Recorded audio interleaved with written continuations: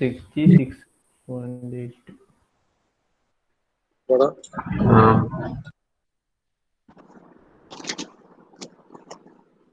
എത്രയാണ്? 66.82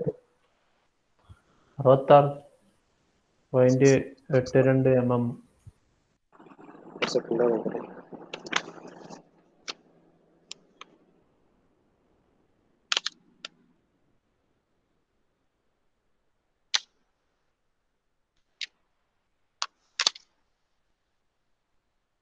Yes, 66.82. അത് വേറെ പ്രദേശമൊന്നും പറയാനല്ലോ, ഡയറക്റ്റ് അല്ലേ. നമുക്ക് അടുത്തൊരു പ്രോബ്ലത്തിലേക്ക് പോവാം.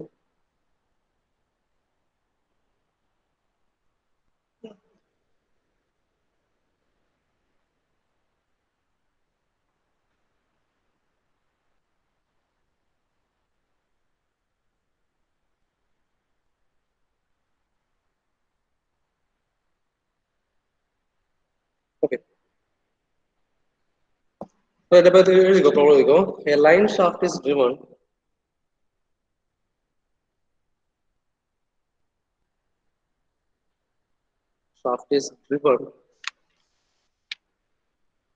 by means of a motor.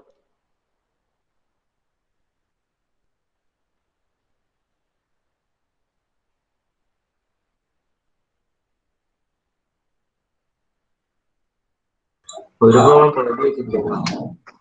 എന്താടാ പകുതി എഴുതിയിട്ട് ഒരു പ്രോബ്ലം വെച്ചിട്ടില്ല. അത് ചെയ്യാം. അത് ഇത് കഴിഞ്ഞിട്ട് അതിലേക്ക് വരാം. ഓക്കെ, ആ ഗിയറിന്റെ പ്രോബ്ലം ആയതുകൊണ്ടാണ്. ഗിയറിന്റെ കേസിൽ നമ്മൾ അതിന്റെ ഡയമീറ്റർ എടുക്കേണ്ട കാര്യങ്ങളൊക്കെ പറയാനുണ്ട്. അപ്പൊ അത് നമുക്ക് ഫസ്റ്റ് നോർമൽ പുള്ളിയുടെ കേസ് തീർത്തിട്ട് ഗിയറിന്റെ കേസിലേക്ക് വരാം.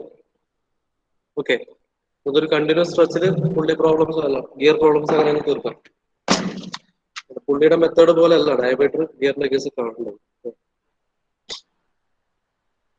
ഓക്കെ, അപ്പൊ ഇത് എഴുതാം.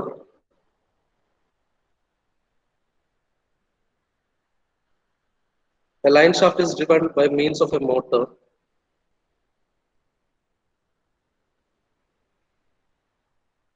placed vertically below it.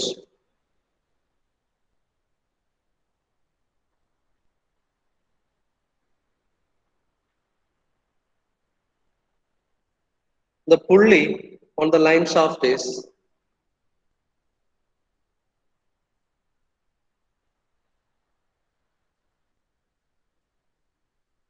on the line shaft is 1.5 meters in diameter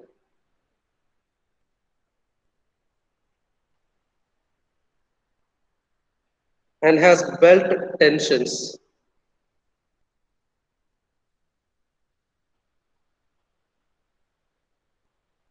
belt tensions 5.4 kilonewton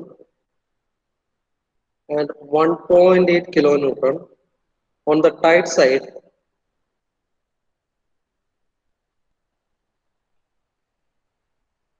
and slack side respectively.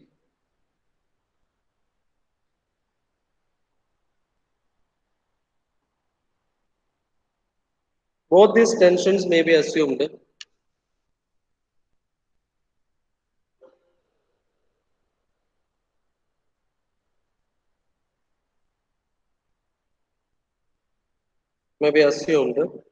to be vertical.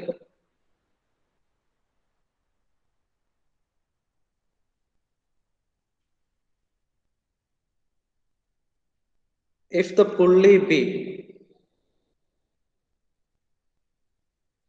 overhung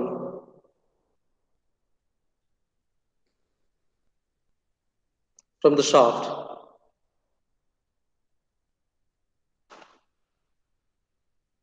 the distance of the center line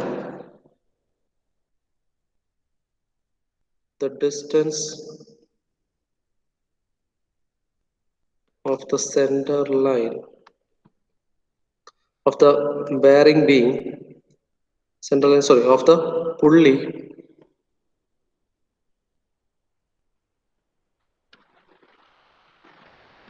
of the pulley from the center line of the bearing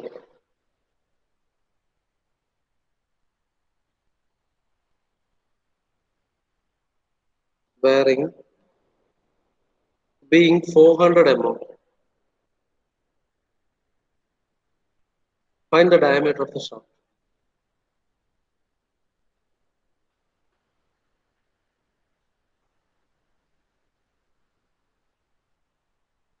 Assuming maximum allowable shear stress tau max is equal to 42 megapascal. എന്താണ് question? Question ഒന്ന് detail ആയിട്ട് വായിക്കുക, അതിന്റെ diagram ഒന്ന് plot ചെയ്യാം, അതിനുശേഷം നമുക്ക് തുടങ്ങാം. 2-3 മിനിറ്റ് എടുത്തോ, പുസ്തകമായിട്ട് വായിക്കുക.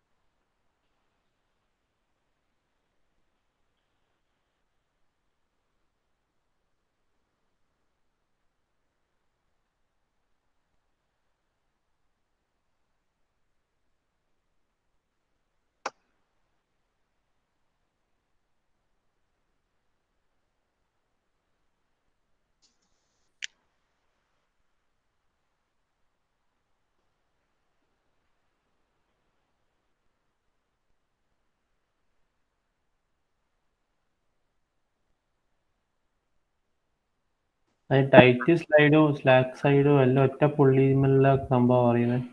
അതെ അതെ, ഒരു പുള്ളിയിലെ ടൈറ്റ് സൈഡില് 5.4 കിലോമീറ്ററും അതിന്റെ സ്ലാക്ക് സൈഡില് 1.8 കിലോമീറ്ററും.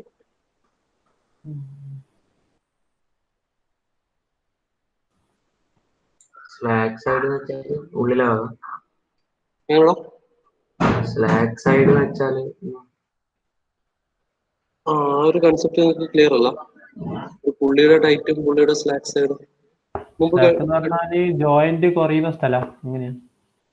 എന്താ പറയുന്നത്? ഈ ബെൽറ്റിന്റെ കോണ്ടാക്ട് കുറയുന്ന സ്ഥലം സ്ലാക്ക് സൈഡ്. അതെ, അങ്ങനെയല്ല, അങ്ങനെ പറയാൻ പറ്റില്ല. ഞാൻ പറയാം. തൽക്കാലം നിങ്ങൾ ക്വസ്റ്റ്യൻ പിള്ളേർ എഴുതി, ഞാൻ പറയാം. എന്നാ വരക്കട്ടെ. ഉള്ളിലെ ഭാഗം, ബെൽറ്റിന്റെ ഉള്ളിലെ ഭാഗമാണ്. അല്ല പറയാം. എല്ലാവരും നോട്ട് ചെയ്തില്ലേ? റൈറ്റ്, ഓക്കെ, ഞാൻ പറയാം. ഇവിടെ ഓക്കെ, അപ്പൊ ഇങ്ങനെയാണ് ക്വസ്റ്റ്യൻ വരുന്നത്.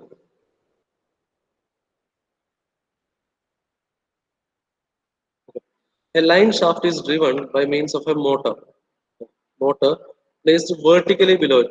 So ഇവിടെ കുറേ കൂടെ പ്രോബ്ലം എന്താ സംഭവിക്കുന്നത് വെച്ചാൽ കുറച്ചുകൂടെ നമ്മളെ റിയൽ ലൈഫ് ആപ്ലിക്കേഷനിലേക്ക് വരികയാണ്. കണക്ട് ചെയ്യാൻ പറ്റുന്ന രീതിയിലായി പ്രോബ്ലം. ഓക്കെ, ഇതിന് മുമ്പത്തെ കേസ്, തൊട്ട് മുമ്പ് ഞാൻ തന്ന പ്രോബ്ലത്തിൽ വെച്ചാൽ ഒരു ബാരിങ്ങിന്റെ മുകളിൽ 2 പുള്ളി വെച്ചിട്ടുണ്ട് അല്ലെ. പുള്ളിയുടെ ലോഡ് മാത്രം വെച്ചിട്ട്, പെൻഡിങ് മാത്രം വെച്ചിട്ട് നമ്മൾ ചെയ്തത്. പക്ഷെ ഈ പുള്ളിയിലേക്ക് നമ്മളിപ്പോൾ ചെയ്യുന്നൊരു കാര്യം എന്ന് വെച്ചാൽ, ഒരു ബോഡിയിൽ 2 പുള്ളീസ് അറ്റാച്ച്ഡ് ആണെങ്കിൽ, ഫോർ എക്സാമ്പിൾ ഏതാണ്ട് ഇതുപോലെ 2 പുള്ളി അറ്റാച്ച്ഡ് ആണെങ്കിൽ നമ്മൾ ഇപ്പൊ ചെയ്ത ഒരു ലോഡ് മാത്രം കൺസിഡർ ചെയ്ത് ചെയ്തു. പക്ഷെ ഇതിലേക്ക് വരുന്ന ഇത് റൊട്ടേറ്റിംഗ് ആണെങ്കിൽ അതിനൊരു ടോർക്ക് വരും. ഈ റൊട്ടേഷൻ എങ്ങനെയാണ് വരുന്നത് അനുസരിച്ചിട്ടുണ്ടെങ്കിൽ പല കാര്യങ്ങളും മാറും. ഫോർ എക്സാമ്പിൾ, ഇപ്പൊ ഒരു മോട്ടർ ഘടിപ്പിച്ചിരിക്കുന്നത് ഇതിന്റെ നേരെ താഴെയാണെന്ന് വിചാരിക്കും. ഓക്കെ, താഴെയാണ് മോട്ടർ കണക്ട് ചെയ്തിട്ടുള്ളത്. മോട്ടറിൽ നിന്ന് ഒരു പുള്ളി വെച്ചിട്ട് ഇത് കണക്ട് ചെയ്തിരിക്കുന്നത്. ഓക്കെ, സോ അങ്ങനെയാണ് കേസെങ്കിൽ, so the load will be acting in the downward direction.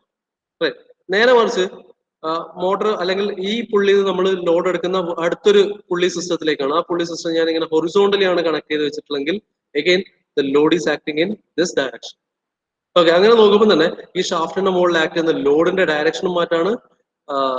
ലോഡിന്റെ ഡയറക്ഷൻ 2 കേസിലും രണ്ട് ഡിഫറെന്റ് ഡയറക്ഷനിലേക്കാണ് വരുന്നത് അല്ലെ. ഇതെല്ലാം കാര്യങ്ങൾ നമുക്ക് കൺസിഡർ ചെയ്യേണ്ടി വരും. അപ്പോ ഈ ഒരു പെർട്ടിക്കുലർ കേസിലേക്ക് വരാം.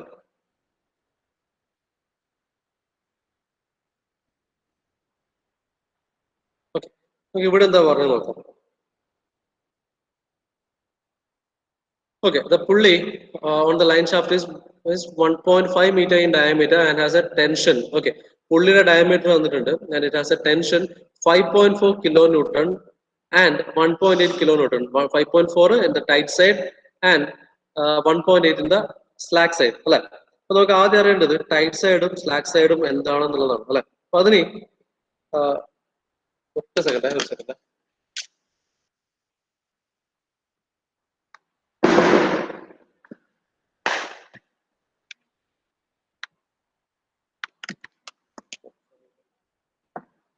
Charger.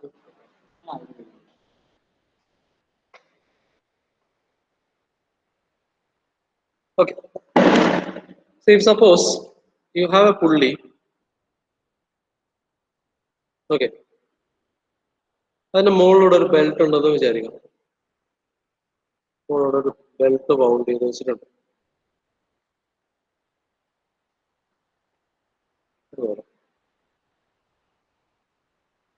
ഓക്കെ, അത് അടുത്തൊരു സിസ്റ്റത്തിലേക്ക് കണക്ട് ചെയ്തു. നോ, ഈ ടൈറ്റ് സൈഡും സ്ലാക്ക് സൈഡും എങ്ങനെ ഡിറ്റർമിൻ ചെയ്യാന്ന് ചോദിച്ചാൽ നമ്മൾ ഇത് നോക്കേണ്ടത് ഇതിന്റെ റൊട്ടേറ്റിംഗ് ഡയറക്ഷൻ ആണ് നോക്കേണ്ടത്. Okay, know if suppose the പുള്ളി is rotating in this direction, in clock vice direction ആണ് റൊട്ടേറ്റ് ചെയ്യുന്നതെങ്കിൽ ഒന്ന് നോക്കാം ഈ ഒരു എൻഡിൽ എന്ത് സംഭവിക്കും നമുക്കൊന്ന് നോക്കാം. ഓക്കെ, ഈ ഒരു കോണ്ടാക്ട് സർഫസിൽ എന്ത് സംഭവിക്കും, ഇവിടെ എന്ത് സംഭവിക്കും നോക്കാം. നമുക്കൊന്ന് മൈൻഡിൽ ഒന്ന് നോക്കിക്കഴിഞ്ഞാൽ നമുക്ക് മനസ്സിലാവും ഇത് പിടിച്ചു വലിക്കുകയാണ് അല്ലെ, പുള്ളിനെ അങ്ങനെ പിടിച്ചു വലിക്കുകയാണ് എന്ന് വെച്ചാൽ ഈ ഒരു പോർഷനിൽ അല്ലെങ്കിൽ ഈ ഒരു സെലക്ടഡ് പോർഷനിൽ ഒരു എക്സ്പീരിയൻസസ് അതൊരു ഒരു ടൈറ്റ് സൈഡ് ആയിരിക്കും. അതിനൊരു അവിടെ ഒരു എന്താണ് വലിച്ചു കൊണ്ടുപോകുന്ന ഒരു എഫക്റ്റ് ആണ് വരിക. Right, compare to this one opposite side എടുത്തു കഴിഞ്ഞാൽ ഇവിടെ എന്താ സംഭവിക്കുക, ഇവിടെ ഫ്രീ മൂവ്മെന്റ് ആണ് ഉണ്ടാവുക അല്ലെ, ഇവിടെ ഒരു പിടുത്തമില്ല, ഒരു ഫ്രീ മൂവ്മെന്റ് ആണ്.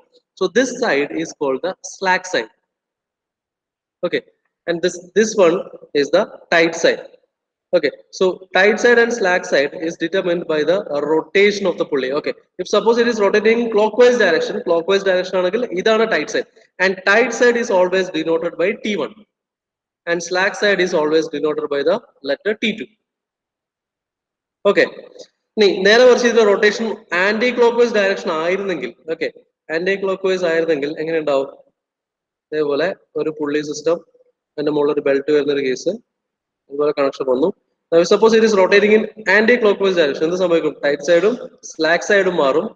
ടൈറ്റ് സൈഡ് T1 ഇതാവും, കാരണം ഇവിടെയാണ് വലിച്ചു കൊണ്ടുപോകുക അല്ലെ, വലിച്ചു കൊണ്ടുപോകാണ് ഇവിടെ. അപ്പൊ റൈറ്റ്, ഇവിടെയാണ് ഒരു ടൈറ്റ്നെസ് ഫീൽ ചെയ്യുന്നത് അല്ലെങ്കിൽ ഹയർ ടെൻഷൻ ഫീൽ ചെയ്യുന്നത് ഈ ഒരു സർഫസിലാണ്. സിമിലർലി ഈ ഒരു പോർഷൻ എത്തുമ്പോൾ it is slack side. So this is tight side and the other one is slack side, and this is purely determined by the rotation or the direction of rotation of pulley. Right, ഇനി ഇതിനെങ്ങനെ കണ്ടുപിടിക്കാം, ഇത് tight side and slack side related ആയിട്ടുള്ള നമുക്ക് കുറച്ച് ഇക്വേഷൻസും കൂടെ ഉണ്ട്, അതും കൂടെ അറിഞ്ഞിരിക്കണം. Right, one is you can determine the torque.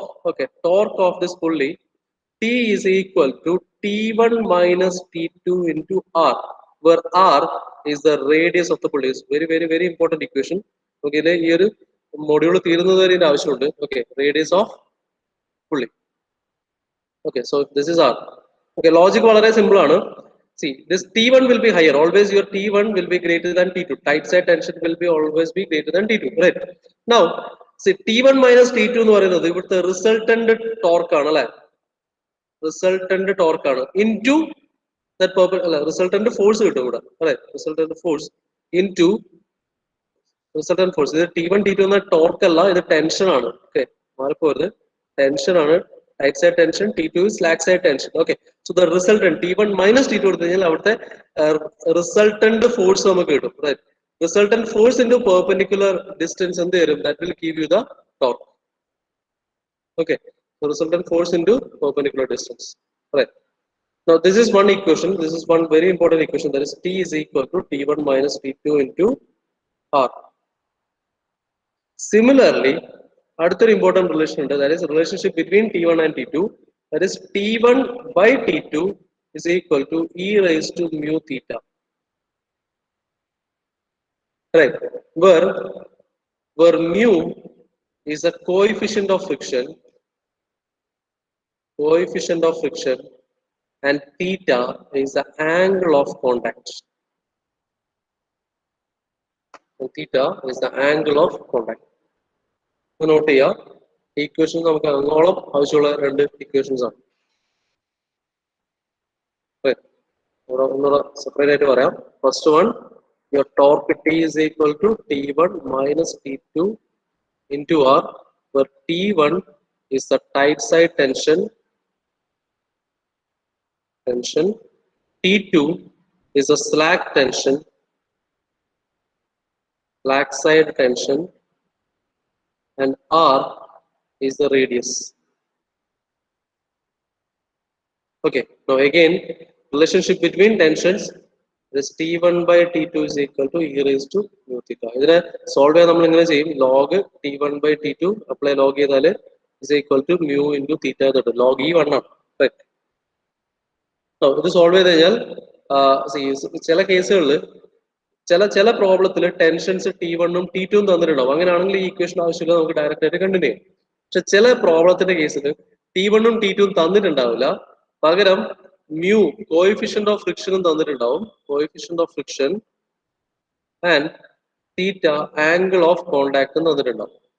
Okay, so in that case എന്ത് ചെയ്യണം? First of all find a relationship between T1 and T2 and then substitute in torque equation or whatever it is and find the tensions. Okay, ചിലപ്പോൾ initial tension കണ്ടുപിടിച്ചിട്ടായിരിക്കും നമ്മൾ പ്രോബ്ലത്തിലേക്ക് മുന്നോട്ട് കൊണ്ടുവരാം. Okay, so wherever there is a പുള്ളി belt system ഉണ്ടെങ്കിൽ ഈ equation എപ്പോഴും ഓർമ്മയിൽ ഉണ്ടാവും. Okay, and this torque is equal to T1 minus T2 into R. Right, clear ആണോ? ഓക്കെ അല്ലേ?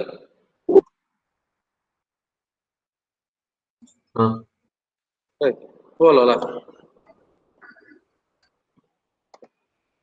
അപ്പൊ ഈ ഒരു പ്രോബ്ലത്തിനും ഫണ്ടമെന്റൽ ആയിട്ട് ഈ രണ്ട് കാര്യങ്ങൾ വേണം. ഓക്കെ, നൗ നമുക്ക് ക്വസ്റ്റ്യൻ ഒന്ന് ഡീറ്റെയിൽ ആയിട്ട് വീണ്ടും നോക്കാം. അബൌട്ട് ടൈറ്റ് സൈഡും സ്ലാക്ക് സൈഡും ക്ലിയർ ആയിട്ടുണ്ടാകുന്ന വിചാരിക്കുന്നു. Okay, so T1 is 5.4 kilometre തന്നിട്ടുണ്ട്, T2 is 1.8 കിലോമീറ്റർ. സോ ഈ ഒരു സ്റ്റെപ്പിന്റെ ആവശ്യമില്ല, ഡയറക്റ്റ് നമുക്ക് വാല്യൂ തന്നിട്ടുണ്ട്, T1 ഉം T2 ഉം തന്നിട്ടുണ്ട്. റൈറ്റ്, ഇനി നമുക്ക് നോക്കാം എന്തൊക്കെയാണുള്ളത്. Right, both the tensions may be assumed to be vertical. Okay, so if the pulley is overhung from the shaft, the distance of the center line of the pulley from the center line of the shaft bearing 400 mm, find the diameter of the shaft. Okay, so ഇങ്ങനെ diagram ഒന്ന് plot ചെയ്ത് നോക്കാം. So ക്വസ്റ്റ്യനിലേക്ക് വന്നാൽ, okay, so as per the last statement എന്താ, shaft overhang ചെയ്തിരിക്കുകയാണ് അല്ലേ? So ഏതാണ്ട് ഇതുപോലെ ഉണ്ടാവുക. സപ്പോസ് ഇറ്റ്സ് എ ബെയറിംഗിന്റെ എൻഡിന്ന് പുള്ളി കണക്ട് ചെയ്തിരിക്കുന്നത് ഓവർ ഹാങ്ങിങ് ആയിട്ടാണ് കണക്ട് ചെയ്തിരിക്കുന്നത് as per the question. Right, അതിൽ സ്പെസിഫിക് ആയിട്ട് പറഞ്ഞൊരു കാര്യം, centre distance of the shaft to centre distance of the bearing is 400 mm.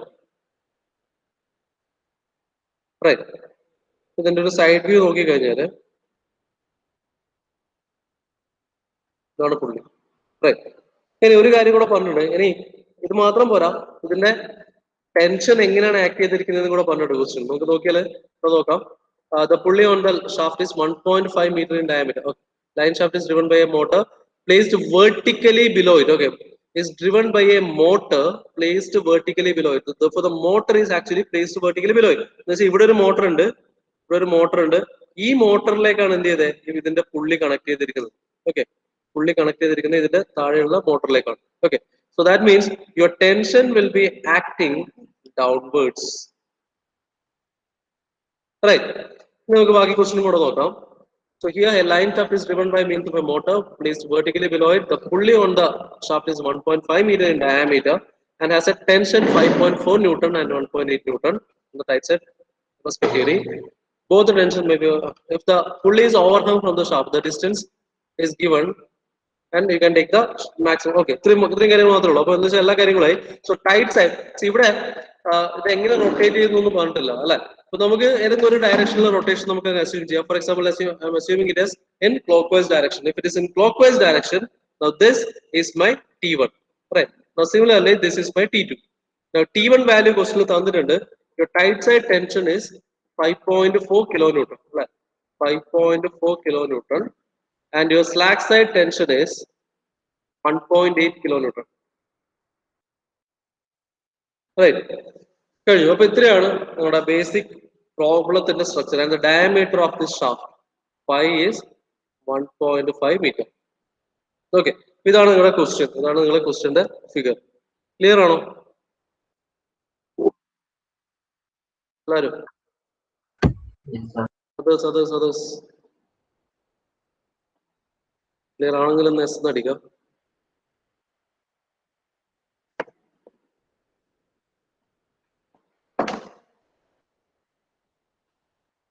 Okay,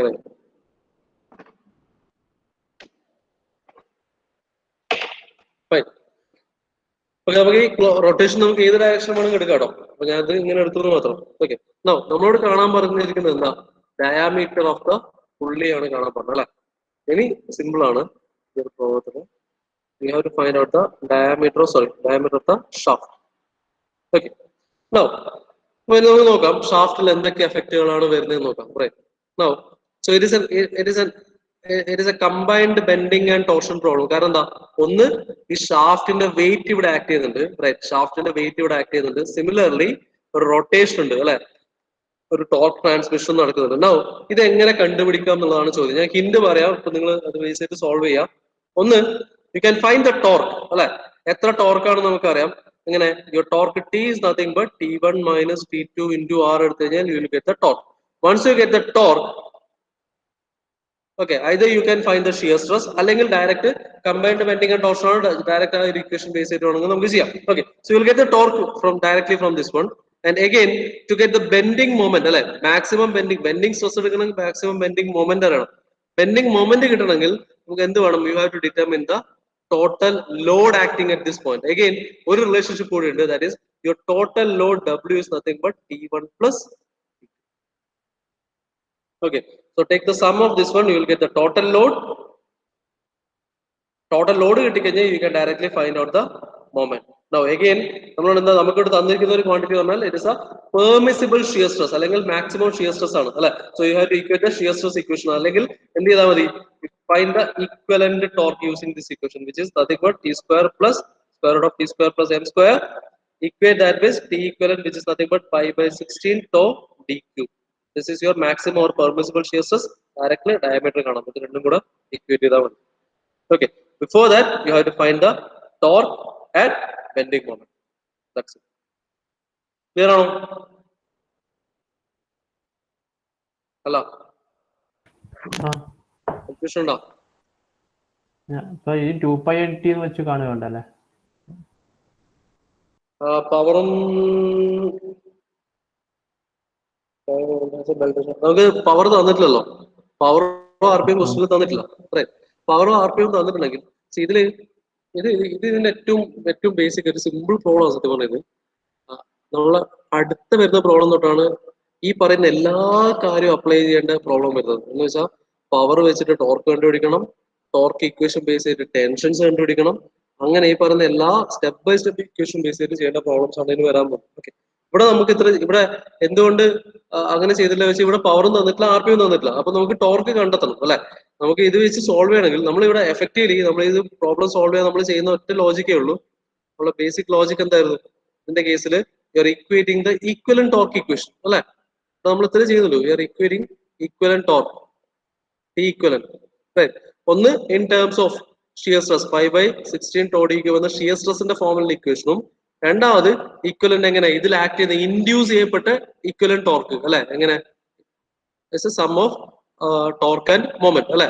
അതിന്റെ രണ്ടിന്റെയും കമ്പൈൻഡ് എഫക്റ്റ് ആണ് വരിക അല്ലെ. അപ്പൊ അത് കാണണമെങ്കിൽ ടോർക്കും കാണണം, മൊമെന്റും കാണണം. ടോർക്ക് കാണാൻ എനിക്ക് ടെൻഷൻ ആവുന്നില്ല, അപ്പൊ ടെൻഷൻ ബേസ് ചെയ്ത് ഞാൻ ടോർക്ക് കണ്ടുപിടിച്ചു. മൊമെന്റ് കാണണമെങ്കിൽ അഗൈൻ എനിക്ക് ടെൻഷൻ മാത്രമേ ഉള്ളൂ. ടെൻഷൻ അറിയാമെങ്കിൽ എനിക്ക് ടോട്ടൽ ലോഡ് കണ്ടുപിടിക്കാം. യെസ്, ഞാൻ ടോട്ടൽ ലോഡ് കണ്ടുപിടിച്ചു. ടോട്ടൽ ലോഡ് കിട്ടിക്കഴിഞ്ഞാൽ മൊമെന്റ് സുഖമായിട്ട് കണ്ടുപിടിച്ചോടെ വിത്ത് റെസ്പെക്ട് ഈ ഒരു പോയിന്റ് അല്ലെ. Total load into perpendicular distance എടുക്കുക, you will get the moment. Directly substitute those one and find the equivalent torque, equate it and find the diameter. That's it. ചെയ്യല്ലേ? എന്നാ പെട്ടെന്ന് ചെയ്തോ.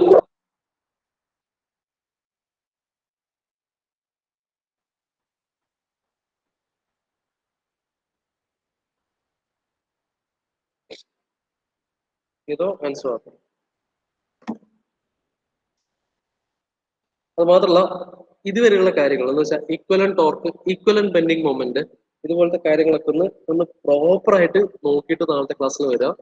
നാളെ നമ്മൾ അടുത്ത പ്രോബ്ലത്തിലേക്ക് പോകും. കുറച്ച് ലെങ്തി ആണ്. ഒരു കുറച്ചധികം എഴുതാനും ചെയ്യാനൊക്കെ ഉണ്ടാവും. അപ്പൊ നാളെല്ലാവരും അറ്റൻഡ് ചെയ്യുക.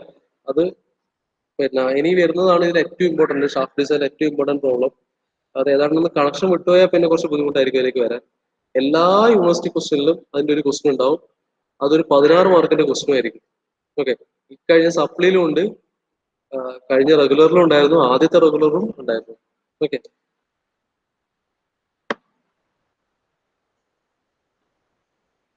അതും കുറുമിയിലെ ക്വസ്റ്റ്യൻ ഡയറക്റ്റ് ആയിട്ട്.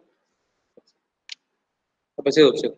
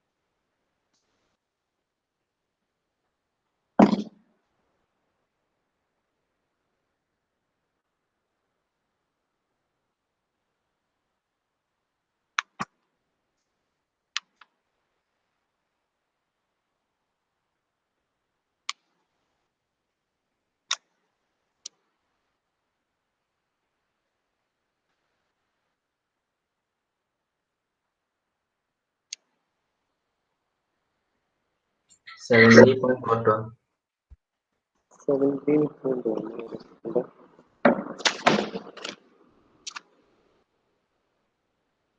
70. ആ ടെക്സ്റ്റ് ആൻസർ 78 ആണ്. സാറല്ല നോക്കി ശരിക്കുന്നത്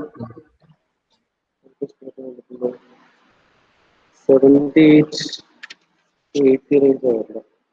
ഈക്വലൻ ടോർക്ക് എത്ര ആയിട്ട്? 5.4 newton millimetre.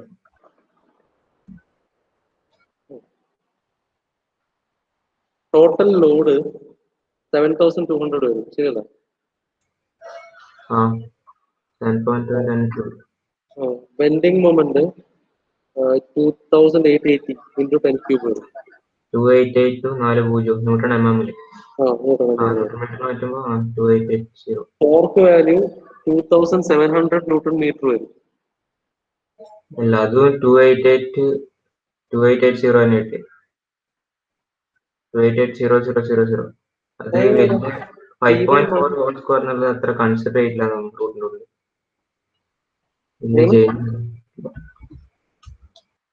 T1 minus T2 into R എടുത്തിട്ടില്ലേ? T1 5400 minus 1800 into 0.75. Okay. അതെന്തോ സ്ക്വയർ എടുത്തിട്ടുണ്ടാവില്ല. മറ്റേ 5.4 1. എത്രയാ നമ്പർ? 1.8 അല്ല 1.4 എടുത്ത്. അതിപ്പോ MM-ലാക്കി ചെയ്യുമ്പോ അതേ സെയിം വാല്യൂ തന്നെ കിട്ടുന്നത്. 280 സ്ക്വയർ പ്ലസ് 5.4 സ്ക്വയർ എടുക്കുമ്പോ ആ 5.4 തന്നെ നെഗ്ലക്ട് ചെയ്യുന്നുണ്ട്. 2880 തന്നെ കിട്ടുന്നു. ടോർക്കാ പറയുന്നത്. ടി ഈക്വലന്റ് അതെ, T is equal to T1 minus T2 into R. അത് സോൾവ് ചെയ്ത് എത്ര കിട്ടി? 5.4 ന്യൂട്ടൺ mm. എനിക്ക് മനസ്സിലായില്ല. T1 minus T2 into R ആ അത് ചെയ്തേരം 5.4 ന്യൂട്ടൺ മില്ലിമീറ്റർ കിട്ടി. 5.4 2.7 അല്ല. ആ 2.7 അല്ലേ വരാം അല്ലേ? CK/2 കിട്ടിയില്ലാണ്. റേഡിയസ് അല്ലേ, ഡയമീറ്റർ ആയിട്ട് വരും. ആ ആ ആ ആ ഓക്കെ ഓക്കെ അല്ലേ? ഓക്കെ. റേഡിയസ് എടുക്കണം. T1 minus T2 into R ആണ്, റേഡിയസ് ആണ്. കറക്റ്റ്.